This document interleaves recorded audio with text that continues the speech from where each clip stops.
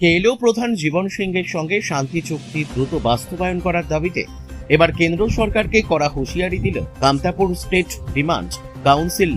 আগামী 15ই আগস্টের মধ্যে দাবি পূরণ না হলে রেলপথ এবং জাতীয় সড়ক অবরোধ সহ বীরত্ব আন্দোলনের ডাক দেওয়ার কথা ঘোষণা করেন কেএসডিসি কেন্দ্রীয় কমিটি। বুধবার উত্তর দিনাজপুর জেলার করণদিঘির কেএসডিসি কার্যালয়ে সাংবাদিক সম্মেলন করেন সংগঠনের জেলা সভাপতি ভানু প্রকাশ সিনহা। তিনি জানান, 2023 সালে 17ই জানুয়ারি কেন্দ্রীয় সরকারের আমন্ত্রণে কেএলও প্রধান জীবন সিংহ আলোচনায় অংশ নেন।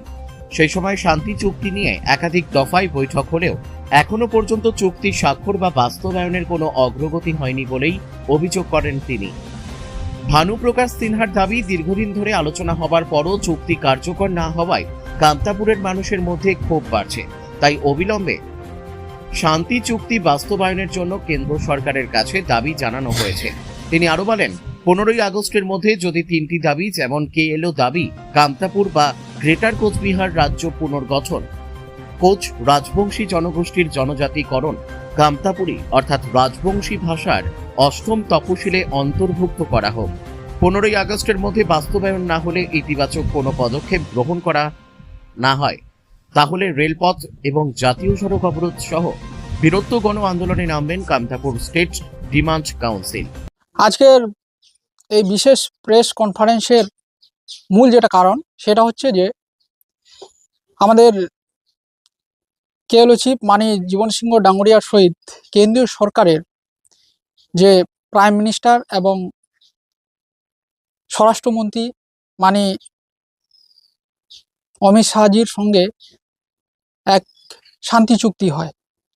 এই শান্তি চুক্তির মাধ্যমে মূলত 3টা দাবি আমাদের তুলে ধরা হয়। প্রথম দাবি, কোচ কামতাপুর রাজ্য ফিরিয়ে দেওয়া হবে। 2 নম্বর, কোচ রাজবংশী ভাষার স্বীকৃতি দেওয়া হবে।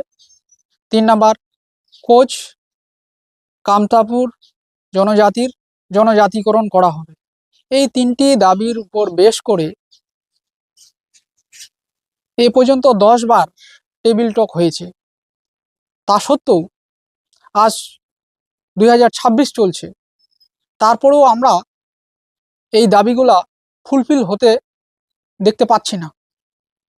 তার জন্য আমরা কেন্দ্রীয় সরকারের কাছে একটা আবেদন রাখছি যে আগামী 15ই আগস্টের মধ্যে এই দাবিগুলা যদি পূরণ না হয়, তাহলে আমরা আমাদের কেএসডিসির উচ্চ নেতৃত্বের নির্দেশ অনুযায়ী আমরা বৃহত্তর থেকে বৃহত্তর কর্মসূচি গ্রহণ করব। কি করতে পারেন 15 তারিখের পরে? এই বৃহৎ কর্মসূচির মধ্যে রেল রুকো কর্মসূচি হতে পারে, হাঙ্গার স্ট্রাইক হতে পারে, অথবা পথ অবরোধও হতে পারে।